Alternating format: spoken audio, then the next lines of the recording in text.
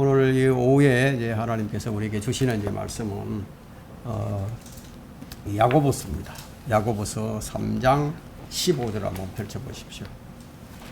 야고보서 3장 15절.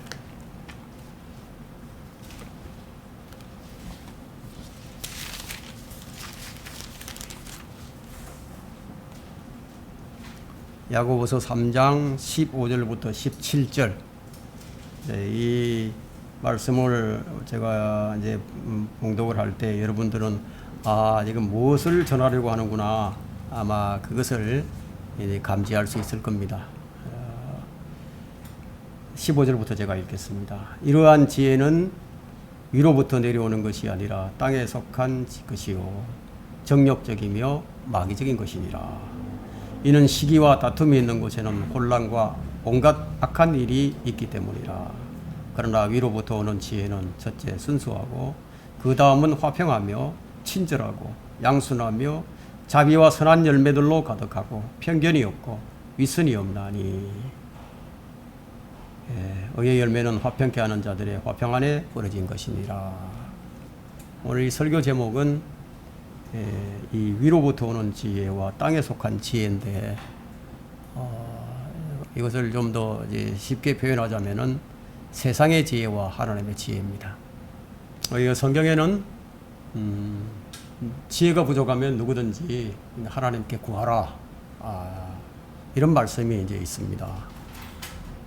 그런데 문제는 뭐냐면, 이 말씀대로 사람들이 이제 지혜를 구하는데, 근데 아무리 구해도 지혜를 받지 못한다는 거예요. 자, 분명히 하나님께서 지혜를 구하라, 그러면 아낌없이 주신다고 그렇게 약속을 하셨는데, 왜 지혜롭게 살지 못하는 걸까요? 왜 우리는 매사에 있어서 지혜롭게 처리하지 못할까요? 분명히 하나님께서는 누구든지 지혜가 부족하면 하나님께 구하라고 야고보서 1장에서 이제 말씀을 하셨는데, 1장 5절에 보면요, 너희 중에 누가 지혜가 부족하면 모든 사람에게 아낌없이 주시고 꾸짖지 아니하시는 하나님께 구하라, 그러면 그분께서 주실 것이라, 그렇게 말씀하셨는데, 그래서 목사도 구하고 집사도 구하고 다들 지혜를 구하는데 그 지혜가 임하지 않는다는 거예요. 성경에는 지혜를 구하면 주신다, 그렇게 기록되어 있는데 왜 현실에서는 말씀대로 되지 않는 것일까? 성경이 틀린 것이 아닌데. 그렇다면 성경이 틀린 것이 아니라면 구하는 사람에게 문제가 있는 것이 분명해지죠. 그럼 어떤 문제가 있을까요? 문제는 구하는 사람이 어떤 목적을 가지고, 어떤 태도를 가지고, 어떤 자세로서 하나님께 지혜를 구하느냐, 거기에 달려있는 거예요. 먼저 우리는 어떤 목적으로, 어떤 태도와 자세로 위로부터 오는 지혜를 구해야 할 것인지, 그것을 우리가 성경에서 찾아보고자 합니다. 여러분, 성경에서 지혜의 책이다 그러면 무엇을 얘기하는 거죠? 이 잠언이죠. 잠언서는 지혜의 책입니다. 그래서 오늘 우리는 이 잠언과 연결을 해서 이 지혜에 대해서 우리가 고찰을 해보고자 합니다. 우리가 지혜를 구하기 전에 먼저 알아야 할 것이 있는데, 그것은 뭐냐 하면 이 세상의 지혜와 하나님의 지혜의 차이점이 뭔가, 이걸 알아야 된다는 거예요. 이 성경은 위로부터 오는 지혜가 있고 또 땅에 속한 지혜가 있다고 말씀을 합니다. 그런데 대체적으로 사람들이 구하는 것을 보게 되면 대부분이 자신이 더 잘할 수 있도록 그렇게 지혜를 구합니다. 그것이 바로 문제예요. 왜냐하면 땅에 속한 지혜를, 땅에서 잘 되는 것을 하늘에 계신 하나님께 구했기 때문이라는 거예요. 땅에 속해 있는 지혜를 하나님께 구하는 거야. 그 문제는 뭐예요? 그러면 사람들이 하늘의 지혜와 땅의 지혜를 잘 구분하지 못한다는 거예요. 보통 사람들이 일반적으로 생각하는 지혜는 대부분이 땅에 속한 지혜예요. 그래서 돈을 잘 벌게 된다든지 무엇인가 자신이 잘 되는 것과 이제 연관이 되어 있습니다. 그래서 결국 구하는 것이 뭐예요? 뭐 이 세상의 지혜를 통해서 뭐 자신이 잘 되는 거예요. 자기가 드러나고 자기가 높아지는 거다는 거예요. 이것이 땅에 속한 지혜의 속성입니다. 그러면 이 하나님의 지혜는 뭐냐? 방금 우리가 읽은 야고보서 3장 17절을 한번 다시 보겠습니다. 거기에 뭐가 있죠? 그러나 위로부터 오는 지혜는 첫째 순수하고, 그 다음은 화평하고, 그 다음은 친절하고, 그 다음은 양순하며, 그 다음은 자비와 선한 열매들로 가득하고, 그 다음에 편견이 없고 위선이 없다 이거예요. 그럼 결국 땅에 속한 지혜와 하늘에 속한 지혜의 차이가 뭐예요? 세상 지혜는 자신을 이롭게 하는 것인데 반해서 하나님의 지혜는 자신뿐만 아니라 타인까지도 이롭게 하는 거예요. 그래서 성경에서 가장 지혜로웠던 사람이 누굽니까? 세상에서 가장 지혜로웠던 사람, 솔로몬이에요. 솔로몬. 솔로몬을 통해서 우리는 지혜를 배울 수 있습니다. 이 솔로몬이 기록한 이 잠언은 바로 지혜서다는 거예요. 지혜서. 지혜의 책입니다. 그러면 솔로몬이 어떤 목적으로 지혜를 구했는지 우리가 한번 확인해 볼 필요가 있죠. 자, 여러분 열왕기상 3장 9절을 한번 펼쳐 보십시오.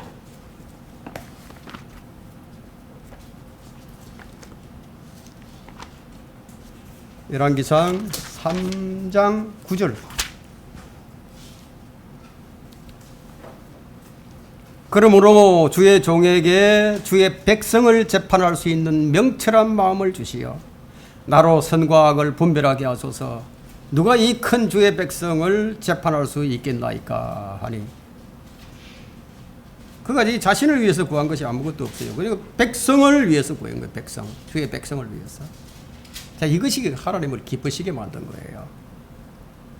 솔로몬은 자신의 영달이 아닌 주의 백성을 다스릴 수 있는 그런 분별력, 지혜를 구했던 겁니다.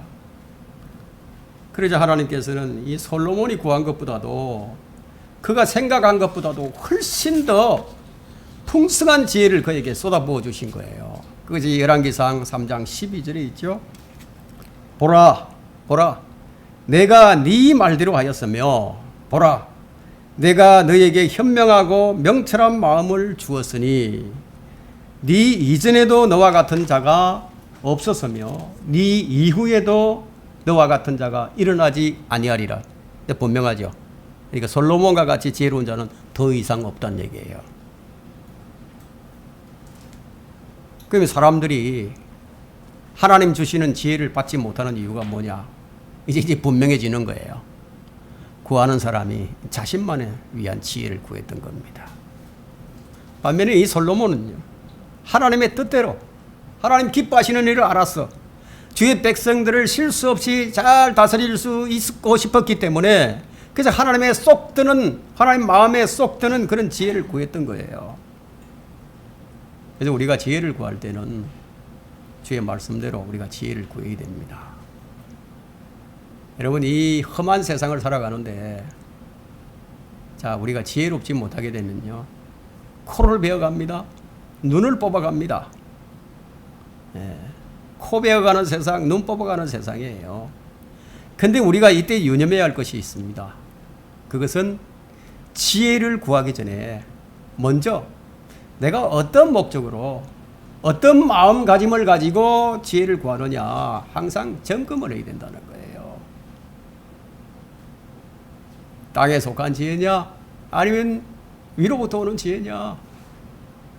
지혜를 통해서 내 일이 잘 되고 내가 원하는 것이 잘 되기 위해서 강구하는 것인지, 말하자면 땅에 속한 지혜를 구하는 것인지, 아니면 그 지혜를 통해서 나뿐만 아니라 다른 사람에게도 도움이 되고 이것을 통해서 하나님께 기쁨이 되고 또 영광이 되도록 하기 위해서 구하는 것인지, 이것을 점검하자는 겁니다. 참으로 하나님을 더 잘 섬기고 하나님의 뜻을 이루기 위해서 강구하는 것이라면, 이때 하나님께서 솔로몬에게 부어주시는 것처럼 기꺼이 은혜를, 지혜를 부어주신다는 겁니다.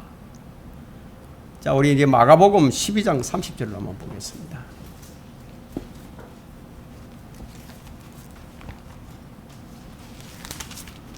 마가복음 12장 30절에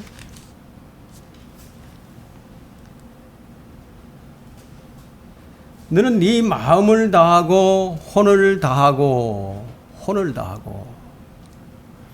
생각을 다하고 힘을 다하여 주 너의 하나님을 사랑하라. 이것이 첫째 계명이라. 둘째는 이와 같으니 곧 네 이웃을 네 자신과 같이 사랑하라는 것이라. 이들보다 더 큰 다른 계명은 없느니라. 자, 이것을 통해서 하나님께서 지혜를 주시는 목적이 무엇인지를 알 수가 있는 거예요. 이제 여러분들이 이제 지혜를 구할 때예요. 지혜가 필요하잖아요. 우리가 이 세상 살아가는데 지혜가 필요합니다. 그러면 그 지혜의 목적을 우리가 알고 구해야 한다는 거예요. 늘 우리에겐 지혜가 필요해요. 이 목적에 따라 지혜를 구하고 있는지 우리가 우리 자신을 점검해 봐야 합니다.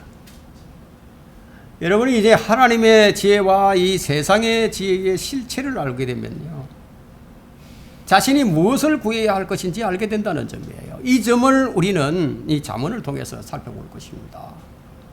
여러분이 생각지도 못했던 어떤 방법이 떠오를 때가 있을 것이고, 때로는 아주 놀라운 아이디어가 떠오를 때도 있을 거예요. 이처럼 하나님께서는 다양한 방법으로 이 지혜를 부어주십니다. 자, 이제 본론으로 돌아가서요. 참된 지혜가 무엇인지, 또 그 지혜를 솔로몬이 어떻게 표현하고 있는지 우리가 잠언으로 한번 가보겠습니다. 잠언 8장을 한번 보세요. 여기 잠언이 이제 지혜서라고 얘기했죠. 잠언 8장을 한번 보십시오.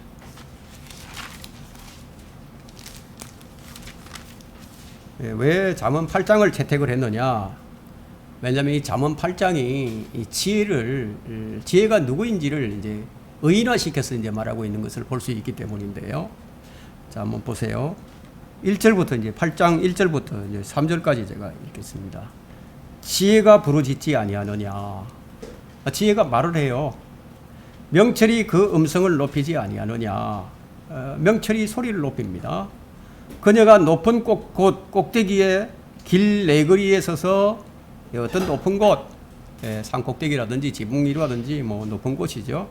길 내거리에 서서, 길거리에 서서 성문들과 성읍 입구와 문들로 들어오는 자리에서 부르노니라. 어떤 사람들이 많이 왕래하는 곳이라는 거예요. 여기 이제 지혜가 의인화되어 있는데, 저희 지혜가 의인화되어서 내가 너희를 부르는 것은 사람들이 진리를 깨닫고 진정으로 하나님께서 기뻐하는 그런 삶을 살 수 있다. 그게 부른다 이거, 이렇게 부른다 이거. 그 사람들이 많이 모이는 성문들과 성읍 입구, 그리고 사람들이 오고 가는 아주 복잡한 장소, 높은 꼭대기에, 모든 장소죠. 그러면요, 모든 장소, 모든 곳에서 지혜가 외친다는 거예요. 어느 곳에서나 외친다는 거예요. 살아계신 하나님의 말씀이 천사장의 나팔 소리처럼 들린다는 거예요. 도처의 모든 사람들이 지혜를 눈으로 보고 귀로 들을 수 있다는 거예요.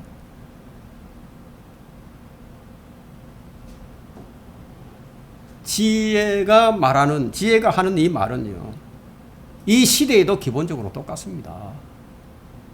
이 메시지는 인간을 위한 메시지예요. 진리를 염원하거나 바르게 행하고자 염원하는 그런 사람에게는 누구나 정당하고 정확하며 분명하게 받아들일만 합니다. 내 말을 듣고 하나님께로 돌이키라. 지혜가 얘기한다. 그래야 진정한 행복을 얻을 수 있다. 이런 내용이 지금 8장 전체의 요약입니다. 특별히 이제 8장에서는 지혜가 사람처럼 의인화되고 있는데, 그런데 특이한 점이 있어요. 남자가 아닌 여자로 지금 의인화된 그런 모습을 이제 8장 전체에서 우리가 찾아볼 수가 있어요. 남자가 아닌 여자야. 이게 왜 그러냐 하면요, 구약 성경에 보게 되면 시온과 예루살렘을 의인화해서 부를 때 거의 대부분이 여성으로 의인화해서 불러요. 이건 뭐냐면 히브리인들의 표현 방식이에요. 성경에는 시온의 딸, 예루살렘의 딸이 25번 나옵니다. 이것은 이제 이스라엘 백성 전체를 가리키는 말인데요. 남자와 여자 전체를 포함해서 딸이라고 부른다 이거예요. 그래서 여기서 이 지혜를 이 여성화시켜서 이렇게 부른다는 것을 뭐 이상하게 생각할 필요가 없어요. 그들이 표현 방법이니까 히브리어로요. 그래서 성경은 지금 지혜를 얻고 명철을 얻으라고 지금 명령을 합니다. 잠언 4장 5절에서도 명령을 하고 있고 잠언 8장 5절에는 지혜와 명철이 외치고 있는데 뭐라고 외치느냐? 너희 우매한 자들아 지혜를 깨달으라. 너희 어리석은 자들아 마음이 명철한 자가 되라. 이렇게 외치고 있다는 거예요. 여러분 이제 잠언 1장 22절 한번 가서 보겠습니다. 1장 22절과 조금 뭐가 좀 다른지 한번 보세요. 비슷한 말씀인데 한번 들어보세요. 지금 지혜가 큰 소리로 지금 1장 22절에서도 외치는 것을 볼 수 있는데 누구를 향해 외치고 있느냐 보면은 너희 우매한 자들아 언제까지 너희가 우매함을 사랑하겠으며 저 조롱하는 자들이 조롱하기를 즐기며 어리석은 자들이 지식을 미워하겠느냐. 세 부류의 사람이 나오죠. 그죠? 우매한 자들과 조롱하는 자들과 어리석은 자 이렇게 나온다는 거예요. 근데 여기 이제 8장에 와서 보니까 8장에는 뭐가 하나가 빠졌어요. 8장 5절에 썼는데 하나가 빠졌어. 우매한 자도 나오는데 어리석은 자도 나오는데 조롱하는 자가 없어.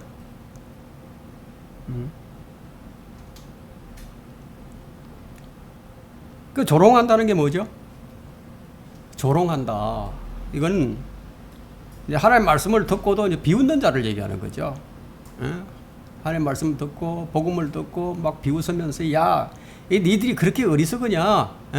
그렇게 우매하냐? 어떻게 그걸 믿을 수 있느냐? 어떻게 그걸 믿느냐? 이렇게 하는 자들이 조롱하는 자들이라는 거예요. 그래 이런 자들이 여기 싹 빠져버렸어요. 왜 이들을 빼버려 놓냐? 계속 지혜가 외쳐왔거든요. 1절부터 1장부터. 근데 8장에 와서 빼버렸어요. 지혜가 외치는데도 마음을 굳혀가지고 딱딱하게 돌처럼 굳게 해서가지고 조롱하는 이런 자들을 제외시켜버립니다. 왜 제외시켰느냐? 돌이킬 수 있는 가능성이 전혀 없어요. 분별력도 없고. 그래서 제쳐버렸다 이거예요. 그래서 가능성이 있는 자들, 우매한 자들과 어리석은 자들만을 위해서 지금 지혜가 큰 소리로 외치는 것을 볼 수가 있습니다. 우리가 이제 하나님의 말씀을 들을 때요, 비웃는 그런 조롱하는 마음을 갖게 되면 그 사람의 마음을 뭐라고 표현을 하죠? 돌짝밭과 같은 사람이다. 이게 돌짝밭과 같아요. 예? 그런 사람들은 하나님의 말씀을 아무리 들어도 이 마음의 뿌리를 못 내려요. 무슨 말씀이냐면 그 들은 말씀을 자신의 믿음에 결합을 못 시킨다는 거예요. 도무지 뿌리를 내릴 수 없는 마음, 그 조롱하는 자들의 마음이에요. 그런 사람들 안에서는 그 말씀이 어떤 역사도 일어날 수가 없어요. 일어나지 않아요. 그래서 우리가 8장에서 지혜를 얻는 세 가지 방법이 있는데요. 아주 쉽게 간단하게 얻을 수 있는 것이 아니에요. 지혜라는 것이. 지혜를 얻으려면 첫째, 이 지혜를 얻기 위해서는 그게 합당한 대가를 치러야 한다는 겁니다. 그리고 둘째로 지혜는 자신을 잘 따르는 사람에게 최고의 유익을 준다는 거예요. 지혜를 얻기 위해서 대가를 치러야 하지만 그래도 나는 어떤 대가를 치르는 한이 있더라도 저는 이 하나님의 지혜를 따르겠습니다 하고 이 하나님의 지혜를 구하게 되면 그 하나님의 지혜가 자기가 줄 수 있는 최고의 지혜를 그 사람에게 준다는 겁니다. 셋째, 이 지혜를 만나게 되면은 영생을 얻게 되죠. 생명을 얻는다. 그리고 주의 은총을 받게 됩니다. 자, 이 말씀은 이 죄의 속박에서 벗어나서 하나님의 참된 자유와 영원한 생명을 누릴 수 있다는 거예요. 이런 것들이 지금 8장이 우리에게 전해주고 있는 이 메시지입니다. 성경이 말하는 지혜. 첫 번째는 너희는 지혜가 외치는 말을 들어라. 6절로부터 이제 9절에 있는 말씀을 봅시다. 들어라. 내가 뛰어난 것들을 말하며 내 입술을 열어 옳은 것들을 말하리라. 내 입이 진리를 말하리니 악은 내 입술에 가정한 것이라. 내 입의 모든 말들이 의에 있나니 그 말에는 비뚤어진 것이나 왜곡된 것이 전혀 없느니라. 그것들은 깨닫는 자에게는 모두 알기 쉬운 것이요 지식을 얻는 자에게는 옳은 것이니라. 지혜가 직접 우리에게 지금 말을 합니다. 지혜가 자신을 밝히고 있는데요. 뭐라고 밝히느냐? 내 말은 너희들이 신뢰할 수 있는 그런 말이다. 지금 지혜가 스스로 말을 하고 있는데 너희가 지혜를 얻으려면 내 말을 들어야 된다. 내 말들은 신뢰할 수 있는 진리다. 지혜가 자기 자신을 스스로 지금 묘사합니다. 뭐라고 묘사를 하느냐? 자기 자신의 말이 가장 뛰어나다 이거예요. 가장 뛰어나다. 더 이상의 이런 말은 없다. 지금 이런 말을 하고 있는 거예요. 이것이 지혜가 외치는 가장 위대한 주장입니다. 그 어떤 저술이나 어떤 말도 이에 견줄 수가 없다. 그런 말이에요. 이 말이 무엇을 연상하게 하죠? 여러분 생각이 떠오르십니까? 무엇이 연상이 되는지? 탁 떠올라야 되는데. 나는 길이요 진리요 생명이라. 나로 말미암지 않고는 아버지께로 올 자가 아무도 없느니라. 이렇게 말씀하신 분이 딱 떠올라야 되는데 여러분은 이제 이 지혜가 누구인지를 아마 감지했을 겁니다. 자, 이 지혜가 하는 말이 내 말이 옳다 이거예요. 내가 입술을 열면은 내 입에서 나오는 말들은 모두가 진리다. 모두가 옳다. 길이요 진리요 생명이다. 그런데 여기 이제 구절을 보게 되니까 이 지혜가 한정이 돼 있어. 누구에게인가? 깨닫는 자, 지식을 얻는 자에게 국한되고 있음을 볼 수가 있죠. 어떤 자들에게 국한이 됩니까?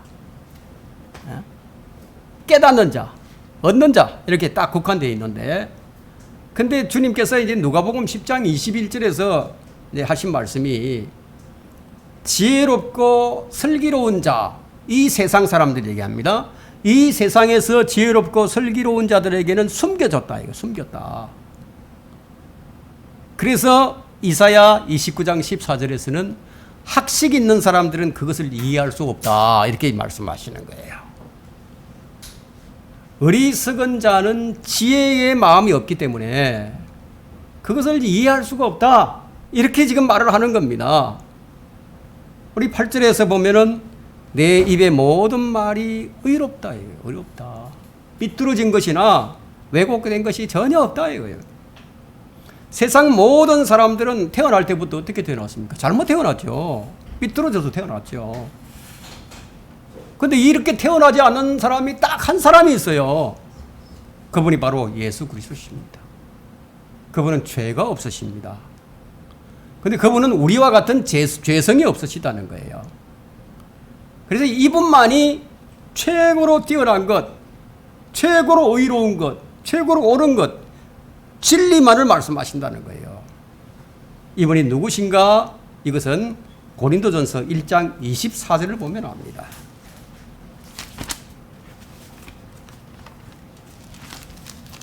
고린도전서 1장 24절을 한번 보세요. 24절. 자, 부르심을 받은 사람들에게는 유대인들에게나 헬라인에게나 이 무슨 말이냐면 부르심을 받은 사람, 부르심을 받은 사람, 그리스도 안에 있는 사람들입니다. 이 사람들은 유대인들에게나 헬라인들에게나 구별이요 차별이 없는 거예요. 그리스도는 하나님의 능력이요 또한 하나님의 지혜니라. 그리스도가 누군지 나오죠. 하나님의 능력이요 또 지혜니라. 그러면 잠언에 나오는 지혜가 누구인지 우리가 쉽게 알 수 있습니다. 자, 이런 말씀을 주신 것은 무엇 때문에 주신 것인가? 바로 하나님의 능력이요 지혜인 예수 그리스도를 통해서 지혜로운 사람, 의로운 사람, 진리의 사람이 된다는 거예요. 그래서 6절에서 뭐라고 얘기하느냐? 들으라 이거, 들으라 이거야. 들을 귀 있는 자는 들을지어다 주님 말씀하셨죠. 그러니까 들으라는 거예요. 지혜가 외치는 것을 들으라고 지금 말씀하고 있습니다. 거듭난 성도들이 참으로 하나님의 말씀대로 산다고 한번 생각을 해보세요. 거듭난 성도들이 정말로 하나님 말씀대로 그대로 산다고 한번 생각을 해보세요. 그럼에도 삐뚤어지고 왜곡된 것이 우리 삶에 있을 수 있을까요?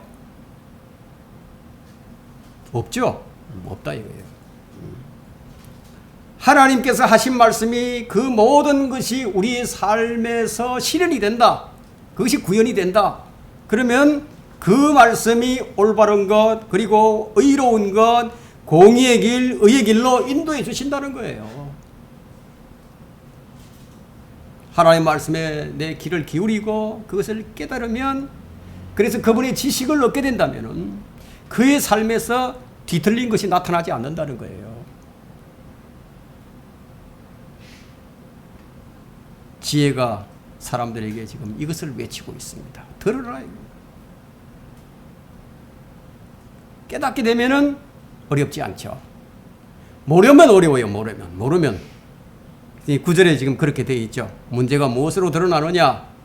깨닫지 못하는 거예요. 듣기는 듣는데 깨닫지를 못해. 겉모양은 이제 많이 들어서 이제 많이 아는데, 예? 계속 보니까 안다 이거예요. 안다 이거. 근데 속성을 알지 못해요. 하나님의 속성에 지혜가 하나님의 속성이라고요. 지혜가. 근데 성경의 말씀들은 지혜이신 성령님께서 하신 말씀이에요. 이 성경을 성령님께서 하신 말씀이라고요. 이 구절들은 깨닫기 어렵다고 믿는 사람들에게는 무엇을 제공해 주느냐 하면 진정한 윤리관이요, 또 도덕성, 본성에 대한 이런 통찰을 우리가 제공해 줍니다. 그런데 왜 깨닫지 못하느냐? 그 이유가 뭐냐? 고린도전서 2장 14절 한번 펼쳐보세요. 고린도전서 2장 14절입니다.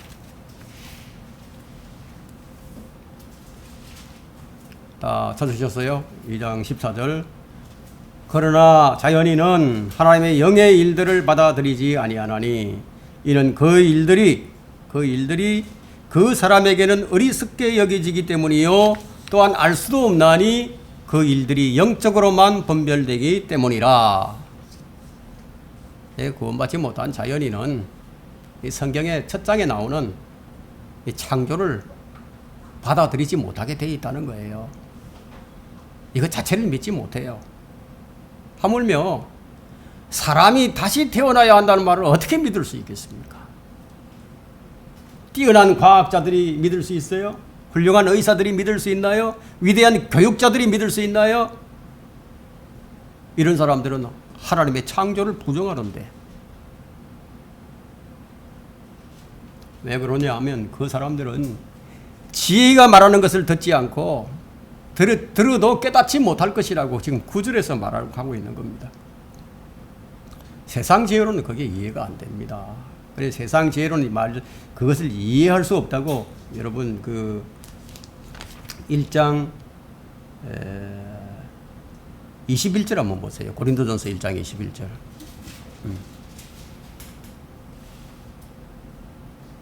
보세요. 21절에 보면 하나님의 지혜에 있어서는 세상이 그 지혜로 하나님을 알지 못하였기에 하나님께서는 복음 전파의 어리석음으로 믿는 자들을 구원하시기를 기뻐하셨느니라.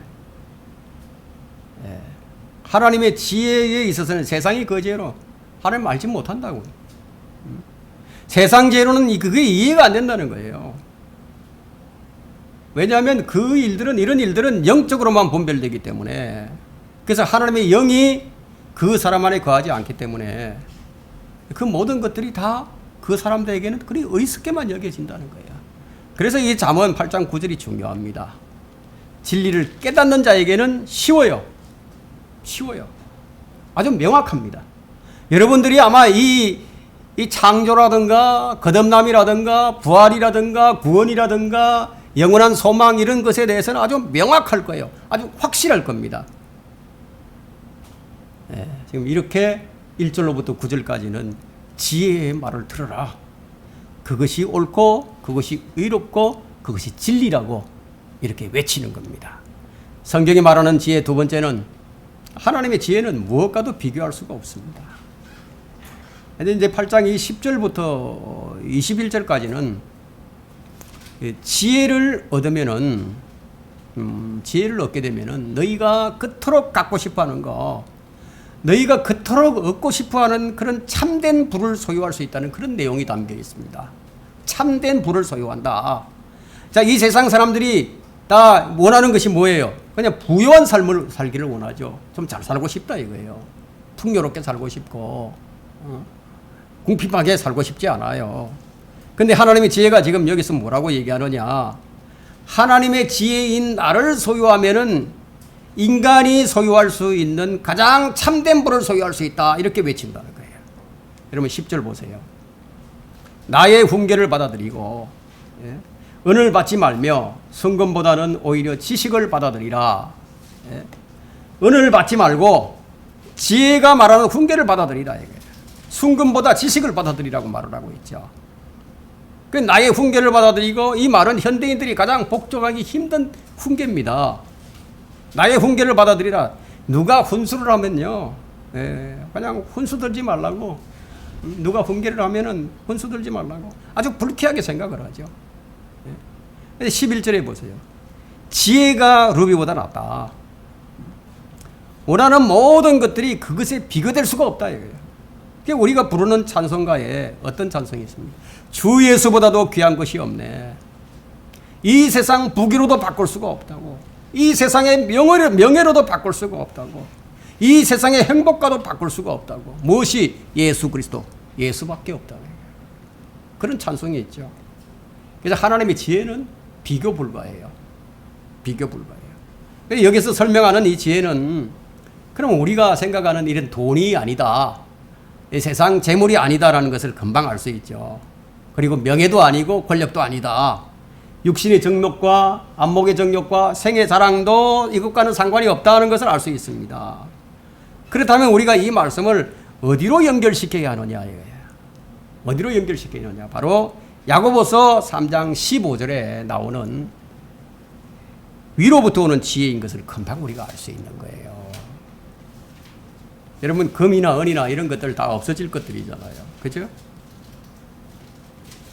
지금 여기서 얘기하는 것은요, 영원히 지속되는 부를 지금 말하고 있는 겁니다.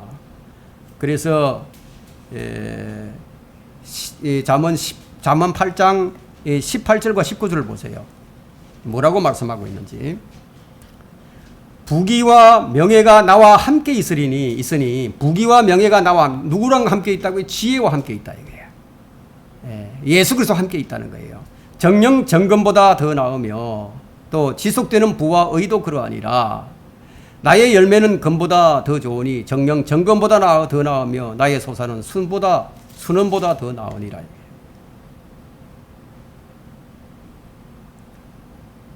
세상의 부는 금방 사라져 버립니다. 여러분, 이게 이 부자들, 세상의 부자들요, 참 3대를 넘기기가 힘들어요. 사라진다 이거예요.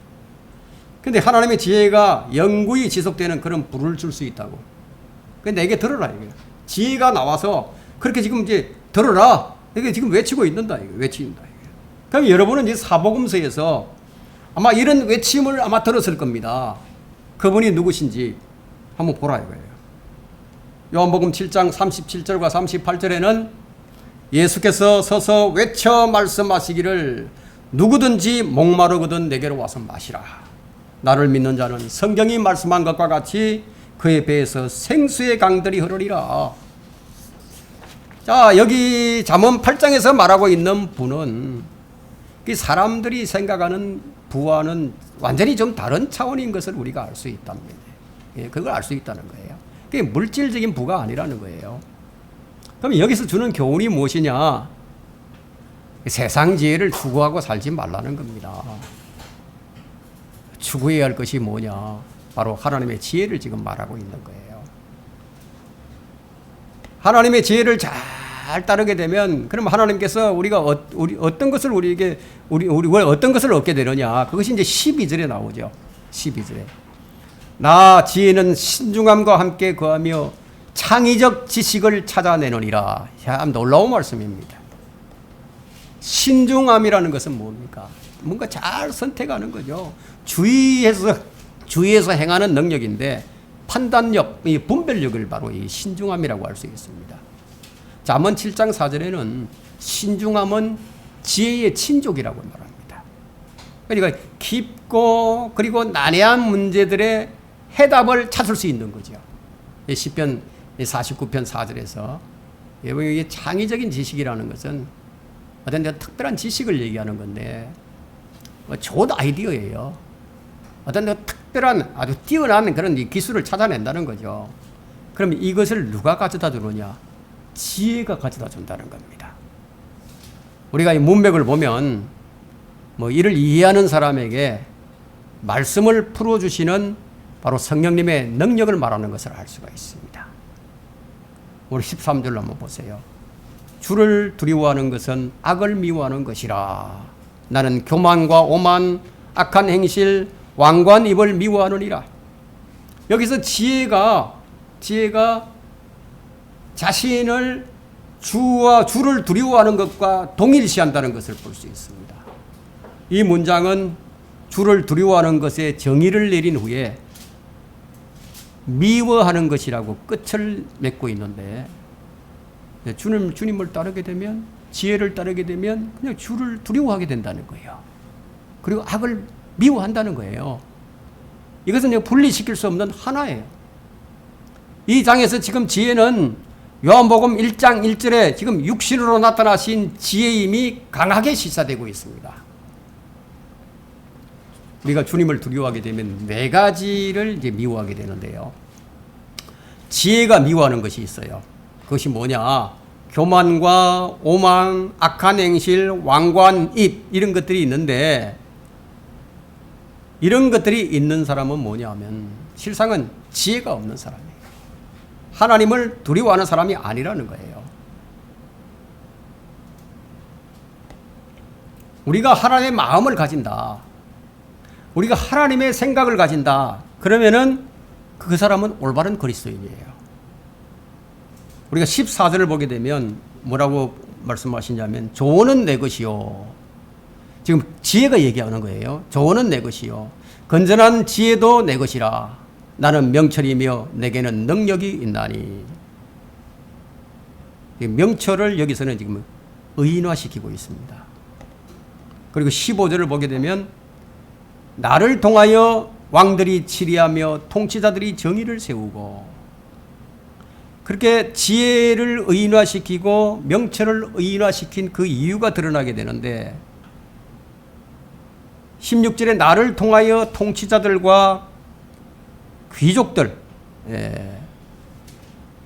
나를 통하여 통치자들과 귀족들, 곧 세상의 모든 재판관들이 다스리느니라. 그 통치자들이 가져야 할 것이 무엇인지를 지금 보여주는 거죠. 정말 통치자들이요, 가져야 할 것은 뭐냐? 지혜예요, 지혜. 통치자들은 지혜를 가져야 됩니다. 이 통치자들이 위로부터 오는 지혜를 가지게 된다면은 그 사람은 선한 통치자, 선군이 되는 거예요. 여러분이 아프가니스탄에서 미군을 철수시킨 이 바이든 대통령, 여러분 어떻게 생각하십니까? 여러분 그 사람이 지혜로운 사람이었다면 미군을 그렇게 철수시키지는 않았을 거예요. 자, 미군들이 그 아주 현대 군사 장비와 모든 이 무기들을 다 내버려 두고 마치 도망을 치듯이 그냥 빠져나오는 그런 광경을 우리가 전 세계인들이 다 살펴봤잖아요. 그걸 보고 우리가 경악을 했죠. 그 사람이 지혜로운 자가 아니라는 것을, 세계적 망신을 당하는 것을 보고 그가 얼마나 어리석은 사람인지 우리가 보았던 겁니다. 왜 그렇게 했느냐? 통치자인데 지혜를 갖지 못했어요. 일을 제대로 하려면 지혜를 가져야 됩니다. 지혜는 힘이 있습니다. 자, 우리가 이런 것을 보면서 이제 세상의 지혜와 하나님의 지혜를 이제 구별하게 되는데, 이제 우리는 지혜로운 사람들은 이렇습니다. 지혜로운 사람들은 듣기는 잘해요. 참 듣기를 잘하고 가급적 자신의 말을 줄입니다. 그 지혜로운 사람이에요. 지혜가 뭐라고 얘기하죠? 들어라. 진리의 말씀을 들어라 하고 이제 명령을 하고 있습니다. 17절과 18절에는 나를 사랑하는 자들을 내가 사랑하리니. 이거 조건부족이죠. 나를 사랑하는 자들을 내가 사랑하리니. 일찍 나를 찾는 자들은 나를 만나리라. 조건적이다. 이게. 자, 이 말씀을 요한복음 14장 21절과 연결시켜 보면 확실하게 알 수 있어요.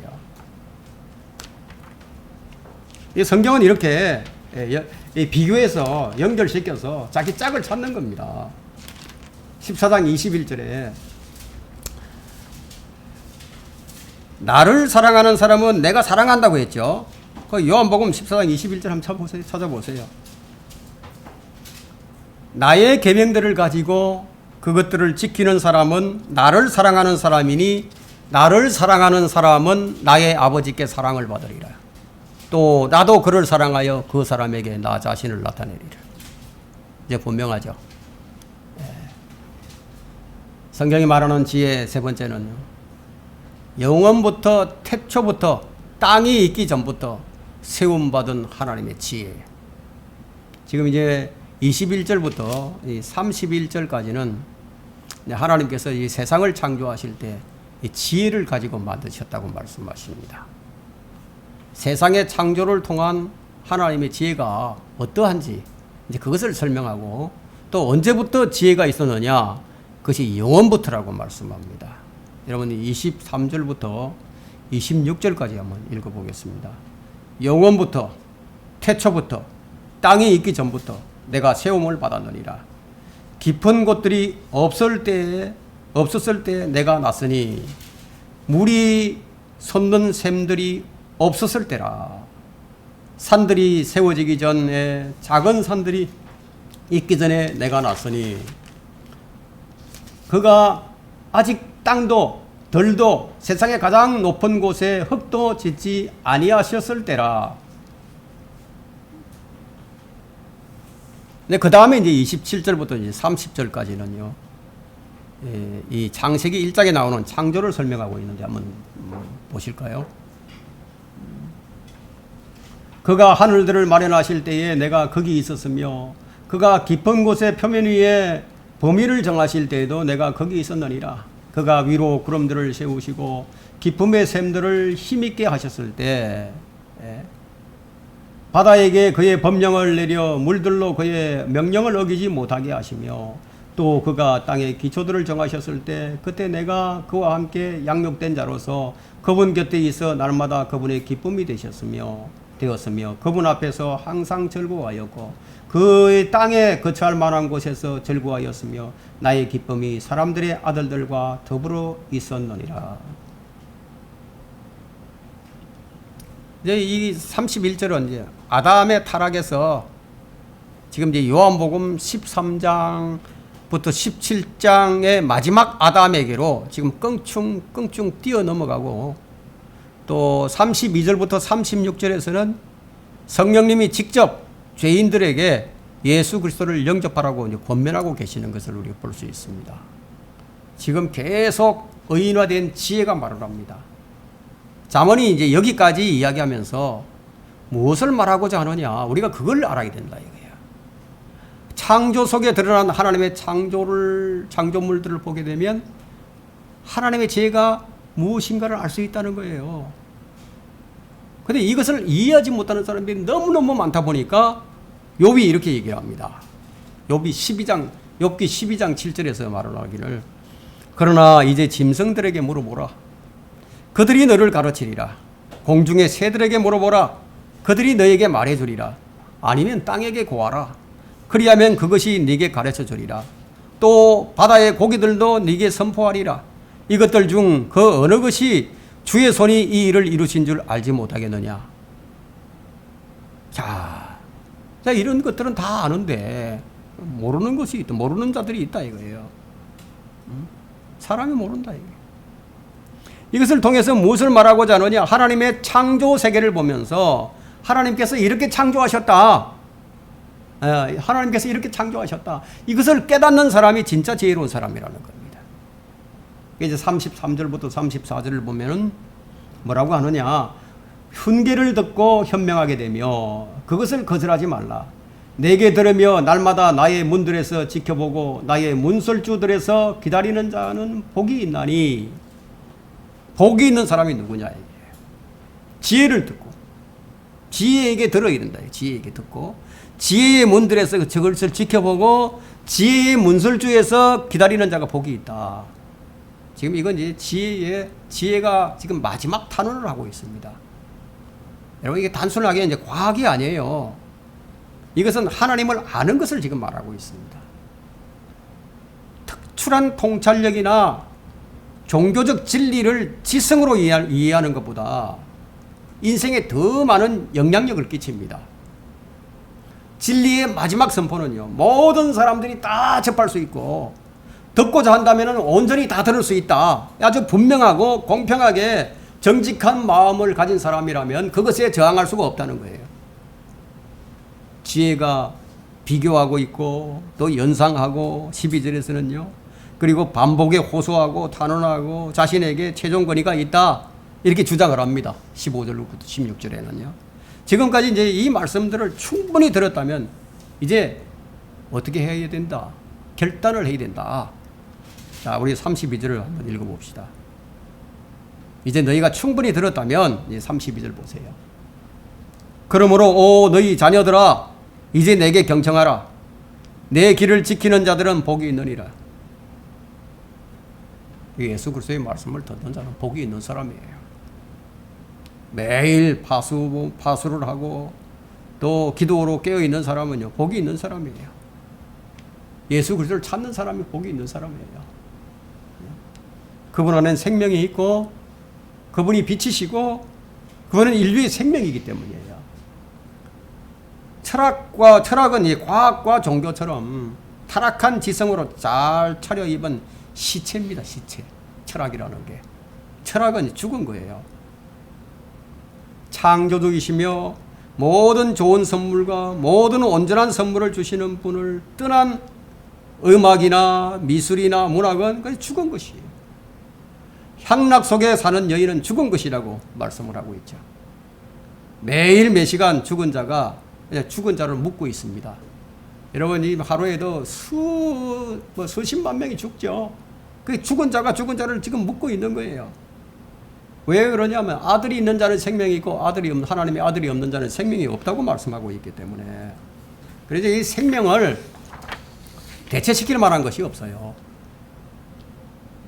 생명을 얻기 위해 계명들, 성사들, 명성, 인품, 직업, 또 회중의 자격, 도덕성, 인간성, 사랑이나 선의가 필요한 것이 아니에요.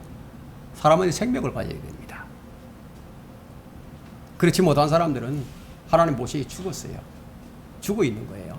하나님의 아들이 없는 자는 그냥 죽은 시체와 같은 겁니다. 우리가 그리스도를 소유하지 않게 되었다면, 그리스도를 소유하지 않는다면 정통주의, 근본주의, 전천년주의 그런 거 다 필요 없어요. 성사들, 의식들, 예배들, 신조들, 강령들, 교리문답들, 선행이 있다고 해도 여전히 그냥 시체일 뿐이에요. 예수 그리스도를 받아들인 자는 의롭게 되고, 예수 그리스도를 받아들인 자는 구속되고, 깨끗하게 되고, 용서되고, 구원받고, 거듭나고, 양자되고, 하나님께 받아들이신다는 거예요. 그래서 지혜가 내게 경청하라. 내게 경청하라. 훈계를 듣고 지혜로운 자가 되라. 그 결과가 35절 나옵니다. 이는 나를 만나는 자마다 생명을 얻고 주의 은총을 받을 것임이니라. 우리가 그렇다 이거예요. 우리가 지금 은총을 받은 자들입니다. 이것을 거절하는 사람은 그 결과가 36절에 나오는 거예요. 그러나 나를 거슬러 죄를 짓는 자는 자기 혼을 해치는 자니, 자기 혼을 해친다고요. 해친다 이거예요. 나를 미워하는 모든 자들은 죽음을 사랑하는 자들이라. 지혜가 이렇게 외치는데 지혜가 어떠한지, 지혜의 어떠함을 지금 계속해서 외치고 말을 하는데 그 말을 듣지 않고 그것을 거스리게 된다면은 결국은 뭐냐? 자기 혼을 해친다. 이 무슨 말이에요? 지옥 불못에 떨어진다는 얘기예요. 참된 잠언이 지금 그것을 얘기하고 있습니다. 지혜가 큰 소리로 이렇게 다 적나라하게 아주 세세하게 다 외치고 난 다음에 지금 뭘 요구하고 있느냐? 결단을 요구하고 있는 거예요. 어떻게 할 것이냐? 이제 네가 어떤 사람이 되어야 하겠느냐? 이렇게 외친다 이게. 사느냐 죽느냐? 그것이 여기 달려 있다는 겁니다. 지혜에게 경청하고 지혜를 사랑하고 지혜를 받아들이고 지혜를 따르는 것에 달려 있다는 겁니다. 그래서 이제 결단을 하게 되면 나타나는 현상이 있는데 그것이 뭐냐? 죄를 버리게 되죠. 그리고 하나님께로 돌이켜서 회개가 나타나게 됩니다. 그리고 하나님의 지혜이신 주 예수 그리스도를 나의 구주로 받아들이게 된다. 그러면 뭐가 나타나게 되느냐 하면 그 사람의 생애에 지혜로운 삶을 살아가게 된다는 거예요. 삶이 변화된다는 거죠. 말하자면 하나님을 첫째로 사랑하는 자가 됐다는 거예요. 그 사랑으로 형제들을 사랑하는 자가 된다. 잠언이 지금 여기서 이렇게 얘기를 합니다. 그래서 오늘 우리가 살펴본 것은 위로부터 오는 지혜가 뭐냐, 땅에 속한 지혜가 뭐냐, 세상 지혜가 뭐냐, 하나님의 지혜가 뭐냐, 이런 차이점을 알고 지혜가 지금 우리에게 부르짖고 있는 것, 바로 예수 그리스도가 지혜라는 사실을 여러분들이 그것을 깨닫고 여러분들이 늘 지혜와 함께하는 그런 사람이 되기를 간절히 바랍니다.